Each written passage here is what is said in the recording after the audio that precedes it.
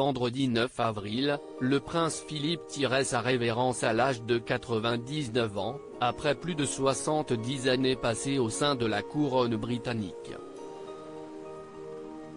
Ses funérailles auront lieu le samedi 17 avril, à la chapelle Saint-Georges de Windsor.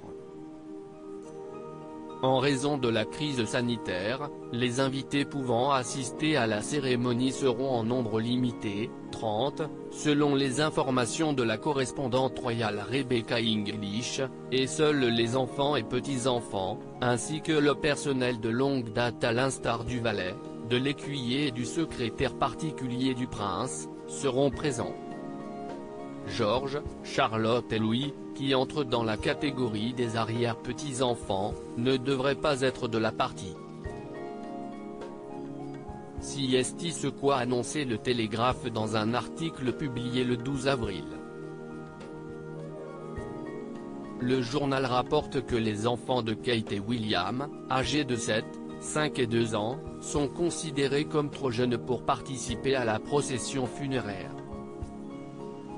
Joe Little, le rédacteur en chef de Majesty Magazine a quant à lui déclaré « Je pense que même en temps normal, hors pandémie mondiale, note de la rédaction, les enfants des Cambridge auraient été considérés trop jeunes pour assister à la cérémonie. »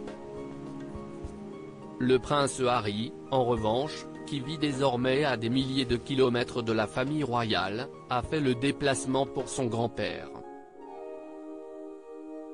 D'après une information du Sun, un témoin oculaire a vu le prince à 13h15 hier, à l'aéroport de Heathrow, fraîchement débarqué d'un vol British Airways en provenance de Los Angeles. En revanche, pas d'aperçu de Meghan Markle, restée aux États-Unis sur conseil de ses médecins. En effet, l'ancienne actrice, enceinte de son deuxième enfant, avoisine le 3e trimestre de sa grossesse.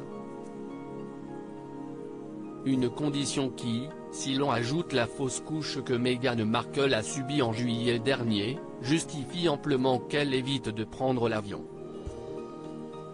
Les organisateurs, inquiets des rassemblements de foule en temps normal, un événement de cette ampleur aurait attiré des milliers de personnes, réunis dans les rues de Londres et autour des grilles de Windsor, ainsi que des centaines de membres des forces armées, appelés à s'aligner dans les rues en hommage au duc d'Édimbourg. D'après le Daily Mirror, les organisateurs de la cérémonie sont désespérément anxieux à l'idée d'éventuels bains de foule. Le public a été appelé à ne pas se rendre devant les résidences royales, à voir si ce dernier respectera la demande.